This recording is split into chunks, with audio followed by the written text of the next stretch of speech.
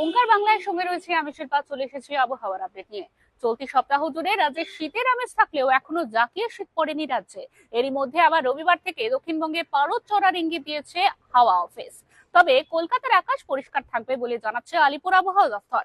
এদিন কলকাতার সর্বোচ্চ তাপমাত্রা থাকতে পারে প্রায় 29 ডিগ্রি সেলসিয়াস এবং সর্বনিম্ন তাপমাত্রা থাকতে পারে 18 ডিগ্রি সেলসিয়াসের কাছাকাছি। হাওয়া অফিস তরফে আরো জানানো হয়েছে, চলতি সপ্তাহের বেশ কয়েকদিন দক্ষিণবঙ্গে সকাল সন্ধ্যা হালকা শীতের আমেজ থাকলেও রবিবার থেকে আবারও তাপমাত্রা বাড়তে শুরু করবে। আগামী 2-3 দিনে দক্ষিণবঙ্গের বেশ কয়েকটি জেলায় তাপমাত্রা 2 থেকে 3 ডিগ্রি সেলসিয়াস বেড়ে যেতে পারে বলে জানানো হচ্ছে। তবে ভোরবেলায় হালকা কুয়াশা থাকবে জেলায় জেলায়। অন্যদিকে উত্তরবঙ্গে রবিবার থেকে কুয়াশা বাড়ার সম্ভাবনার কথা জানিয়েছে আলিপুর আবহাওয়া দপ্তরের বিশেষজ্ঞরা। তবে দক্ষিণবঙ্গের মতো উত্তরবঙ্গেও রাতের তাপমাত্রা 2 থেকে 3 ডিগ্রি বাড়তে পারে উত্তরবঙ্গে, এমনই জানাচ্ছে আলিপুর আবহাওয়া দপ্তরের বিশেষজ্ঞরা। এরকমই আরো অন্যান্য খবরের আপডেটের জন্য অবশ্যই চোখ রাখুন ওঙ্কার বাংলা ডিজিটালে।